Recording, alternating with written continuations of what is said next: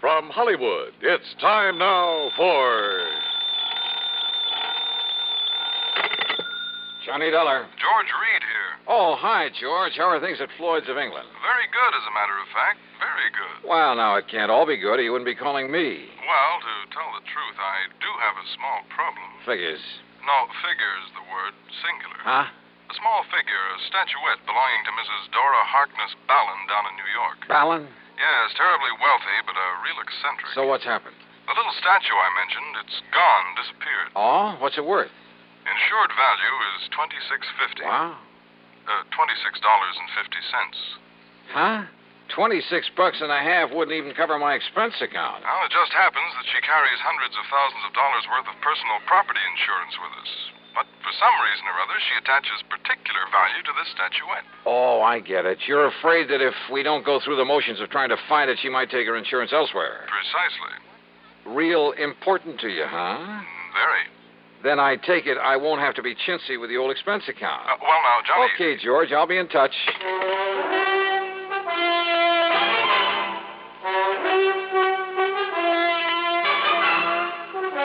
Bob Bailey in the intriguing adventures of the man with the action-packed expense account.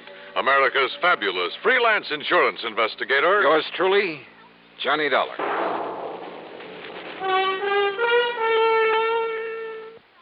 Now, Act One of yours truly, Johnny Dollar.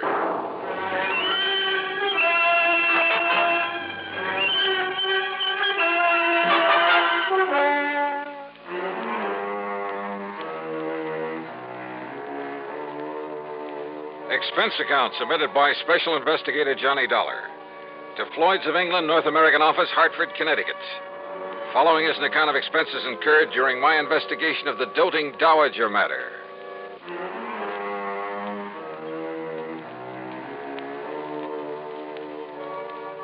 Expense account item 1, $7.90, taxi, train fare, and incidentals, Hartford to New York. Item 2, $1 even for a cab from Grand Central Station to the address of Mrs. Dora Harkness Ballin over on East 73rd Street. It turned out to be one of New York's famous old brownstone houses, well preserved and reeking of an era long gone by. A uniformed butler ushered me into a large, high-ceilinged drawing room, and I could hardly believe my eyes. Ornate pre-Victorian furnishings, heavy red velvet draperies, huge lamps and crystal chandeliers, oil paintings all over the place, and gilded mirrors. Pretty fabulous. If you will be kind enough to wait here, Mr. Dollar, I shall tell Mrs. Ballin that you have arrived. Thank you. I know that she'll want to see you. Oh, excuse me, Master Harold. It's all right, Higgins. Has the mail come in? Would you like me to check, sir? Yes, good idea. You know how Aunt Dora likes to see it the minute it gets here. Yes, sir. Yes, the mail. The dear old common everyday page. You're here to see Mrs. Ballin? That's right. I'm Johnny Dollar. I'm Hal Winters, her nephew. Hi. Say, tell me something. Yes? About this little statue that's missing. You mean that little chunk of pot metal that's disappeared? Oh, is that what it is? Oh, yes, just a piece of junk. But a couple of months ago, Aunt Dora decided it looked like her grandfather when he was a general back in the Civil War. Oh? Why does she value it so highly? I expect the general was the only Ballin who had guts enough to do anything on his own. What do you mean? I mean, instead of just living off the family shipping fortune. So when she suddenly decided the statue looked like the general, Johnny Dollar, did you say? That's right. The insurance investigator? Yes. Well, now, why should she bother you with it? I don't know. Truly, Mr. Dollar, it's not worth it. If I were you, I'd forget it. Now, if you'll excuse me, I'd better see if the morning mail has arrived. Hal, just when did the statue disappear and from where? Tana discovered it missing from the reception room yesterday morning. Now, if you'll pardon me... Was the house broken into? Possibly. But there was no sign of it. How about guests? No, we haven't had guests for a week or more. How many servants are there? Mr. Dollar, perhaps there's something I'd better tell you about that statue. The statue of the general? I tell you, Mr. Dollar, you are Mr. Dollar, aren't you? Yes, ma'am. I tell you that if you don't find out who stole it and get it back, I'll cancel every bit of my insurance. Sit down. Thank you. Harold, my dear, ring for Higgins and have him see if the morning mail has come. I was about to go out and look for it myself, Tonto. Let Higgins do it. It's quite all right. I don't mind. I said let Higgins do it. Well, all right. But if you'll excuse me now. Oh? Why? Why, I'd like to go up to my room for a moment. To call up that girlfriend of yours again? Sit down. Yes, Tonto. You and that girl, that Nancy Gavin. She'd like to take you away from me, wouldn't she? Aunt Dora. Where would you go? What would you live on?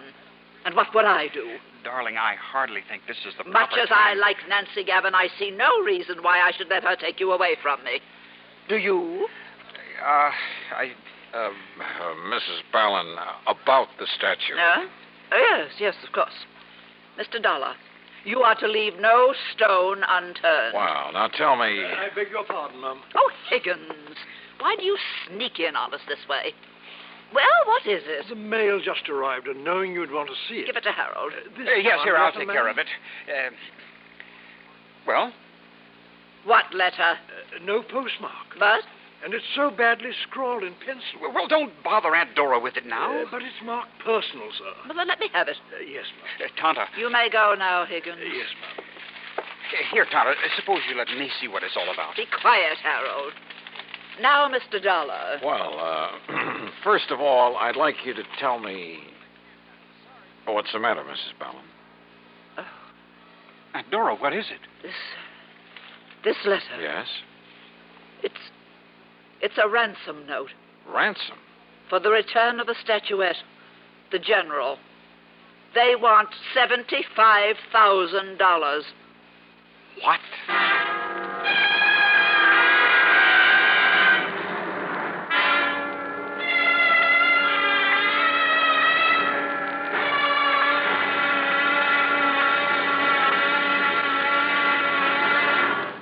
Act 2 of yours truly, Johnny Dollar, in a moment.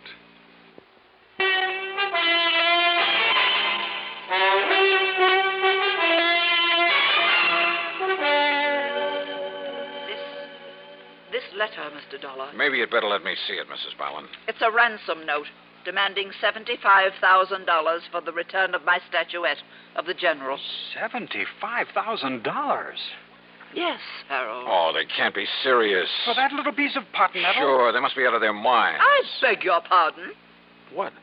That statue means everything to me.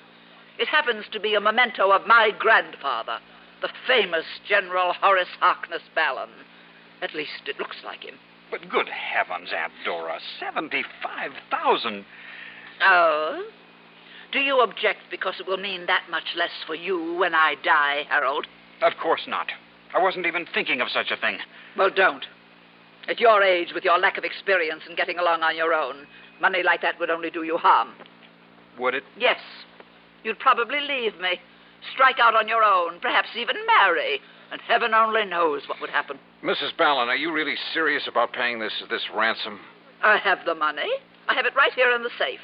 And if it will bring back the General... Look, why don't you let me see what I can do about it first? And have it destroyed? Destroyed? Well, here, read the letter. It was the usual sort of thing, poorly written on cheap paper and scribbled in pencil. And it simply said that the money in unmarked bills was to be turned over to her nephew, Harold. That instructions for its delivery would be given to him later, secretly. That if he then divulged the place and manner in which he was to make the payment, his life would be in danger. Don't you see, Mr. Dollar? If we don't do as they say, they might kill him. It further said that if the police were brought in, the statue would be destroyed. I have no choice, Mr. Dollar. I'll pay the ransom. Tonto. Harold, you will take it to them, whoever they are, when you receive their instructions. They've threatened me. Only if we don't obey instructions. All right, now look, Mrs. Ballin. Yes, Tonto. Listen to Mr. Dollar. I have told you I must have the General back at any cost. Very well.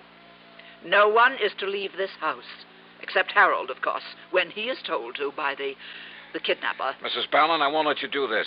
You what? It's utter nonsense for you to consider paying out that kind of money for a cheap little piece of junk that can't possibly be worth anything to whoever took it. Except, perhaps, for its effect on you. I told you, young man, it's the one priceless memento I have of the great General Ballin. Yeah, you told me. Very well. You are here on my orders, are you not? Well, yes. All right. Then you will remain subject to my orders. Very well now. Hi, everybody. Nancy. Well, what's everybody looking so glum about? Hi, sweetie. Hello, Mrs. Ballin. Miss Gavin?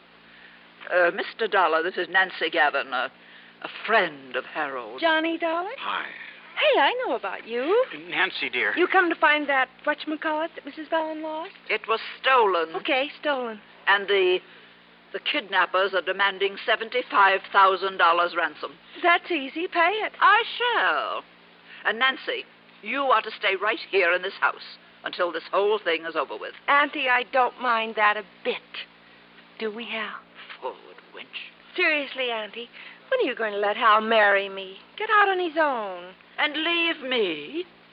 Do you think for 1 minute that my precious Harold would do that? Why don't you answer that, Hal? Mr. Dollar, this is none of your business. It has nothing whatsoever to do with the reason for your being here. You know something, Mrs. Ballin? I'm beginning to think you're wrong. You came here to find the statue that was stolen from me. That's right. And maybe I'm on the track of it now. So how about it, Hal?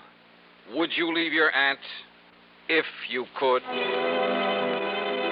was a wild guess, but the more I thought about it, the more I decided that Harold Winter's answer might solve this case for me.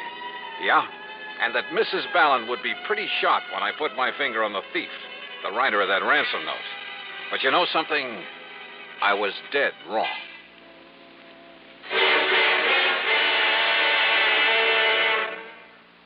Act 3 of yours truly, Johnny Dollar, in a moment. And now, Act 3 of yours truly, Johnny Dollar, and the doting Dowager matter.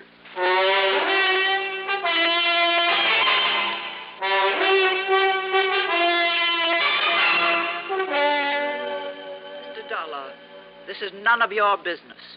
It has nothing whatsoever to do with the reason for your being here. You know something, Mrs. Ballin? I'm beginning to think you're wrong. So answer the question, Hal. Would you leave your aunt if you could? Yes. Yes, I would. What? You bet he would, Aunt Dora. You know he would. If you'd just break down and admit he's no longer a child to be tied to your apron string. Nancy. Give him a break and enough money to get by for a week or two, and he'll show you. Don't you want him to amount to anything? Of course I do. Well, he can't as long as you keep him tied up to you this way. But he needs me. Does he? Maybe he needs somebody like me. Somebody who loves him and will help him get somewhere. Help him to accomplish the things he can accomplish. You do love him, don't you? You bet I do. But so do I. And he loves me. He'd love you a lot more if he weren't so tied down to you. Harold? It's true, Aunt Dora. I never knew you even thought about leaving me. About going out on your own, as you put it. Because you never gave me a chance. Because you never thought of anyone but yourself. I'm sorry, Mr. Dollar. What? I mean that you've had to become involved in a family fight. Well, I'm not. Because now I think I know where to look for that statuette. Oh? Well, I wish you luck. Come, Nancy, I want to talk to you. Sure, honey, I want to talk to you. Now, wait just a minute. No, Mr. Dollar, let them go. Yeah, because I want to talk to you. Now, look, isn't it pretty obvious? I knew that something was wrong when I first got here. Hal hadn't known you were going to call me in. So that when he saw me here... You didn't? No. It was my kind, thoughtful butler Higgins who called your insurance company. And he shouldn't have. The fact remains that when Hal saw me here, he tried to stop that ransom note he'd planted in your mail. Oh, now, wait, Now, please. about that ransom note. It was badly written, much too badly written, by someone who was trying to hide his identity. I'll wager that paper it was scribbled on came from right here in this house. Probably. And I'll bet that if I accuse him of it, Hal will break down and admit that he wrote it. Wait, Mr. Dollar. Yeah? I devoted many years to the care and upbringing of my nephew. I realize that. In the hope that he would someday go out on his own, accomplish something himself. Well, now listen. I know. Perhaps over the years I made him too dependent on I'd say me. yes to that. But that's because I am as I am and I can't change. But I kept hoping that he would change, that somehow, sometime, he would make just one desperate move to break away from me. But it would have to be of his own doing. So? For years, people have called me eccentric, and I've enjoyed the reputation. So I made a fuss over that cheap little statuette that I picked up in Coney Island one time as a child. Huh? Of course. That was the only sentimental value it had. But according to Harold... Oh, now, should I have picked one of the valuable artworks, paintings, or sculptures that I really care about, in my selfish way, for this little experiment? So you gave the worthless statuette the big build-up? Yes, and he fell for it. He believed that if it was stolen, I'd give almost anything to get it back. And then finally, he got up enough nerve to do something about it. Now, just a minute. What you're telling me is that you're tickled pink that you've made a thief out of him. I'm tickled pink that he's finally shown some guts and gumption. And you can't call him a thief over that piece of junk. But it has a price of $75,000 on it. That's what he'll be stealing if you give him that money and let him walk out of here with it. No, he won't. What else can you call it? I like to be eccentric, remember? Oh, Mrs. Ballard. So the note I'll enclose with it, you know, when he tells me he's received instructions about where and how it's to be delivered. What note? In it I'll say, Dear Harold, the best of luck to you and Nancy. I hope you'll be tremendously happy. And I hope that now and then you'll drop in on your loving and now somewhat lonesome Aunt Dora. I see. And I think I'll enclose a few extra thousand, just in case. And as a kind of extra wedding present. Extra wedding present? Of course. The statuette. I certainly don't want them to bring that atrocity back here. Oh, no, well, don't... Wait. Yes, dear? I just wondered if Mr. Dollar has decided how he wants to proceed with his investigation. Well, Mr. Dollar? Hal, after getting what information I could from your aunt, what little information I could... Yes? Al, I've decided to give up the case. Yes, Harold. You may as well show Mr. Dollar to the door. Whatever you say, Tonto. Yeah. Goodbye, Mrs. Balland. Oh, and maybe you'd better phone the insurance company about the extra fee I'm to get on this case. Oh, I did. Right after Higgins told me he'd called them. But if he's giving up the case, dear... Show him to the door, Harold. Yes. This way, Mr. Dollar. Yeah. Thanks. Now, you listen, Hal. I can tell by your look that you've learned something, Mr. Dollar. I have. Perhaps even more than I know. So, look here. Huh? Do you think this will do for the sequel to the ransom note? What? You know, the instructions about where I'm to take the money. Oh, now, wait a minute. You mean to say... You mean you knew... Are you kidding? That's why I tried to discourage you in the beginning. But will somebody please tell me why? Tata, just being herself. You don't think for a minute she'd have just handed me the money, would have admitted she wants Nancy and me to get hitched. Don't you see? That would spoil her reputation for being an eccentric. Oh, and if you like, I'll send you the statuette when this is all over, as a souvenir. Well, I'll be...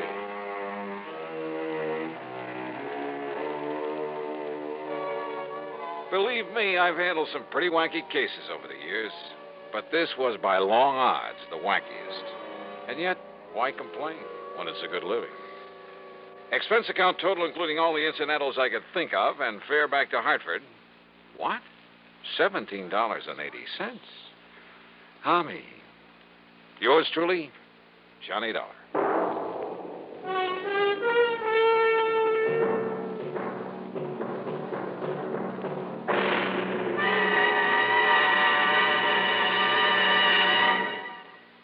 Our star will return in just a moment. Our star to tell you about next week's story. Next week, well, if you've ever read the personal columns of your newspaper, you'll surely want to hear it. Join us, won't you? Yours truly, Johnny Dollar.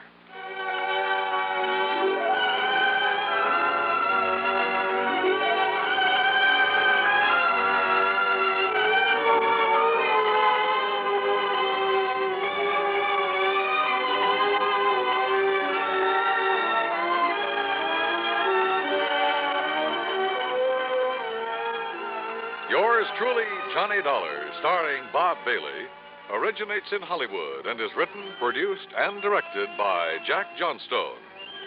Heard in our cast were Virginia Gregg, Eleanor Audley, G. Stanley Jones, Eric Snowden, and Sam Edwards. Be sure to join us next week